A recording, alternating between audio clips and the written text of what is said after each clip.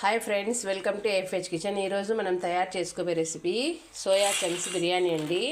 Soya చంక్స్ని ముందుగా మనము వేడి నీటిలో వేసేసుకుందామండి. వేసేసి ఇందులో కొద్దిగా సాల్ట్ వేసి దీన్ని ఒకసారి మిక్స్ చేసుకుందామండి. వేడి నీళ్ళల్లో అయితే కంపల్సరీ వేయాలండి, అప్పుడే మంచిగా ఇది లోపల వరకు ఇది వస్తుంది. ఇప్పుడు స్టవ్ని ఆఫ్ చేసుకుందామండి, అది మెత్తగా ఉడికిపోతాయి. నేనైతే 2 పావులు రైస్ తీసుకున్నానండి. ఈ రైస్లోకి రుచికి సరిపడా ఉప్పు, అలానే యాలక్కలు, రాతి పువ్వు, స్టార్ పువ్వు, జాపత్రి, లవంగం, మొగ్గ, బిర్యానీ ఆకు, చెక్క, మిరియాలు, షాజీరా, వీటన్నింటిని కూడా నేను రైస్లోనే వేసేసుకుంటున్నానండి. అలానే పుదీనాను కూడా వేసుకుంటాను. వేసుకొని ఒకసారి దీన్ని అయితే బాగా మిక్స్ చేసేసుకుందాము.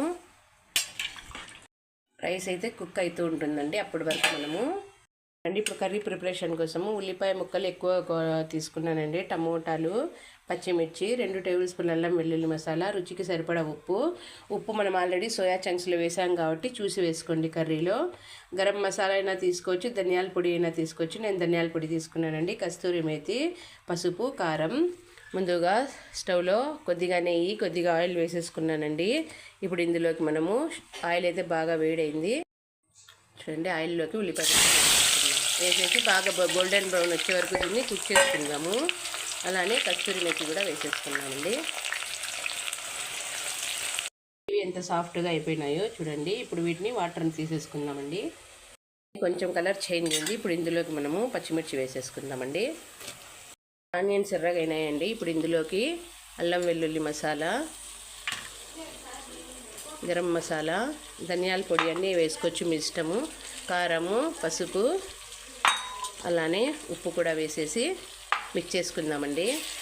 చూడండి, ఇప్పుడు ఇలానే టమాటాలు కూడా వేసి బాగా మసాలా వేయించుకోవాలండి. మసాలా బాగా వేగిందండి. మనం ముందుగా రెడీ చేసి పెట్టుకున్న సోయా చంక్స్ వేసి మిక్స్ చేసుకుందాము.